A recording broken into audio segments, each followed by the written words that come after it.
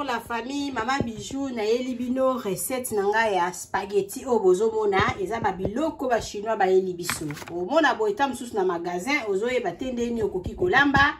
Maman Bijou na yekola kisabino modèle mususu Maman Bijou alambaka spaghetti oyo. Tolamba yango na sauce tomate, comme pe tolambaka yango na huile moko bezalaka huile de coco. Donc lelo nazana huile de coco te, lelo na osala ngo kaka na tomate ya pamba. Spaghetti na biso yango yo bande konongeza na ba forme ebele. Na meka ko bimisa ngo na tsa a likolo bomoni. Donc bomoni spaghetti o Maman Bijou azolamba. Botala ngo ndenge ezali eza biloko ya ba vite fait. Donc na osala yango na matungulu, tomate pelée, tomate concentrée na huile. Voilà la recette ya Maman Bijou, s'abonner na Bidor TV, aimer page nangai et puis lukanga na TikTok kede kuna pe ko s'abonner. Maman Bijou alobi pona ko soutenir kaka musala nanga, nazana muscade nazana ai.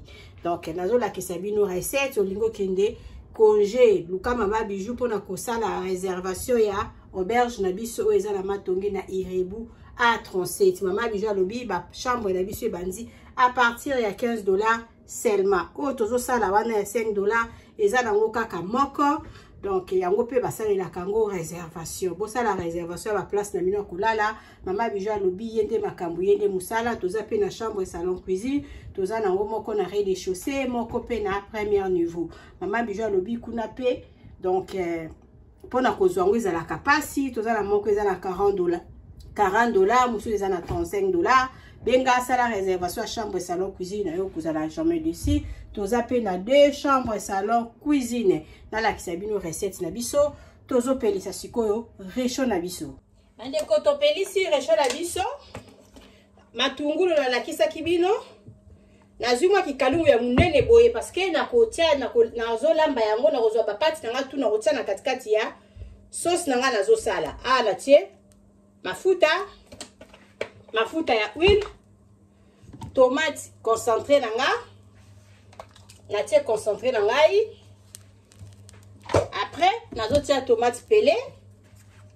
Tozo sala wepo ba video ezala aka bikuse tomate pelée nanga nazo tia na kati.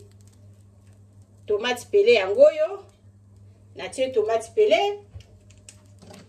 Sikoyo nazo tia muscade nanga. Na tie muscade na kati.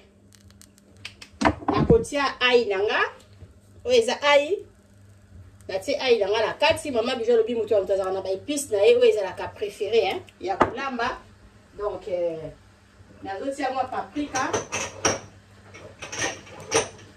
Végéta nanga esili. Nazu moi paprika nanga. Na tie paprika na kati.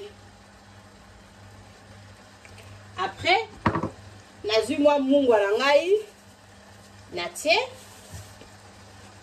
na kobakisa lisusu moi épice nanga moko ya moi pilipili, poivre blanc nanga oeza poivre blanc o na utaka nango na Congo soko lingi sala commande poivre blanc nangai na tie ndambula sauce nanga sikoyo na kobalula yango soki matungulu ebeli na spaghetti nanga wana na tie na kati na lakisa bino sauce nanga soki matungulu ebeli na kotia spaghetti nanga na kati et puis na kobakisa mwa mai mukie kaka bandeko. Donc koyekola kolamba aka na Bidor TV, s'abonner pona orataka biloko Maman Bijou asalaka te.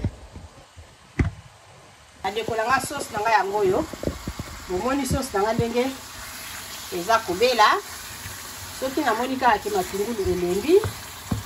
Donc nazo tiela bino sikoyo spaghetti nanga nazo sopa yango na kati awa. Kona koti si mo spaghetti nanga wana na kati et puis na baloli siko nazo ya kotia mwa ndambu ya mai mukie.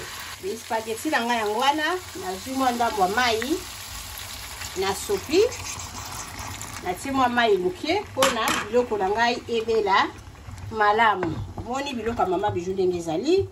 Maman Bijou alobi eza na ba biloko muso omona na supermarché.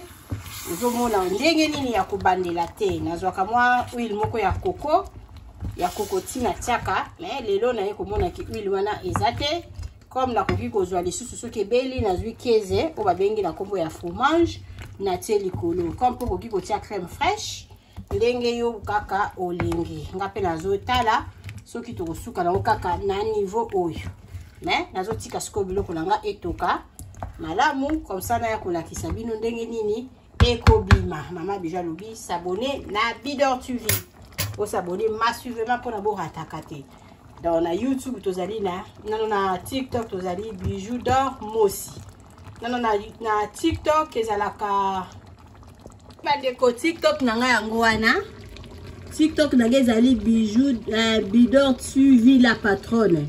Instagram nanga nde ezalaka Bijou d'or Mosi. Donc malgré la salle la yango te mais nazalaka nango. O ezali Bidor TV la patronne. Ezali tala nazala na abonné muke kende kuna s'abonner na page nanga na TikTok nanga bakisela nga 1+ et kosala Mama Bijou d'or bien na tara pe ba recette na TikTok.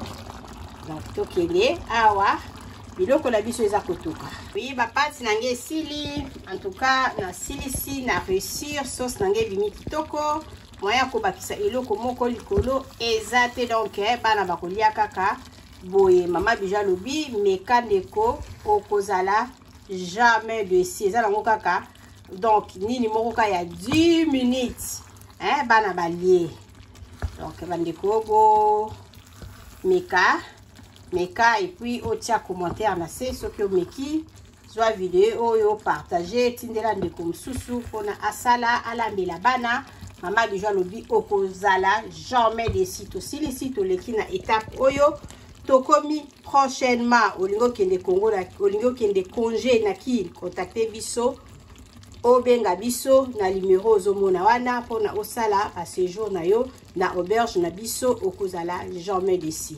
Bonjour la famille. Mama Bijou na ye ko présenter bino appartement na biso o ezala canaré des chaussées tobenga kango appartement numéro 1. Appartement na biso numéro 1 oyo ezali na chambre, salon, cuisine. Tous la chambre, salon, cuisine. Donc, appartement la biso est propre makasi. Donc, au bozomo na eza na salle à manger. Bakiti nango yango yo.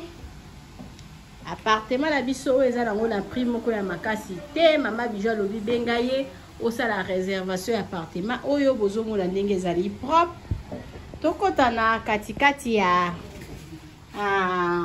ya salon dans eza chambre dango yango yo omoni ba regarde wala to sali okoki koya na biloko ofungoli otandi biloko na yo awa. Donc li nango eza nango li ya 2 personnes eza vraiment munene makasi te mais eza vraiment ça va passable pour na 2 personnes. Eza na climatiseur chambre na biso yango yo tokota totala toilette nango. Toza la douche na biso douche debout. Oboni toilette yangwana, place à kobosse yango yo. Donc appartement, chambre, salon, cuisine. Tozo ke disco koluka. Cuisine nango. Vraiment eza propre makasi, eza pona bino bato bozotala, pona babone ya Mama Bijou ya bato mopesanga confiance. Boya na appartement oyo, appartement numéro 1. Mama Bijou alobi bokozala jamais de si total asko cuisine nango. Tokoti na cuisine na biso oyo ya appartement na biso oyo tobengaka appartement numéro 1. Toza na congélateur, totia yango wana pona bino. Toza na frigo, toza na cafetière et puis toza na réchaud ya 4 plaques. Cuisine na biso eza munene makasi, botali eza na espace. Cuisine na biso ya ngoyo okoki pe kotia bakiti awa ovandi ozolamba okozala jamais dessus. Omoni cuisine na biso ya ngoyo eza wana po na bino. Bonsoir la famille. Mama Bijou na ye kaka ko présenter bino salon na biso ya sika na appartement oyo tobengaka appartement numéro 1. Bandeko oyo bosi bokende kuna bovanda kuna. En tout cas, to saleli bino surprise, to changer les bino bakiti, bakiti normal, ba divan to changer pe sala manger et pas na biso nde musala. Donc musala ezokende nango malamu. Mama Nadine wumela otala salon na biso ndenge to changer bakiti to changer les bino pe sala manger. Ndako bozomona ezali chambre salon cuisine ekomaka pe 2 chambres salon cuisine.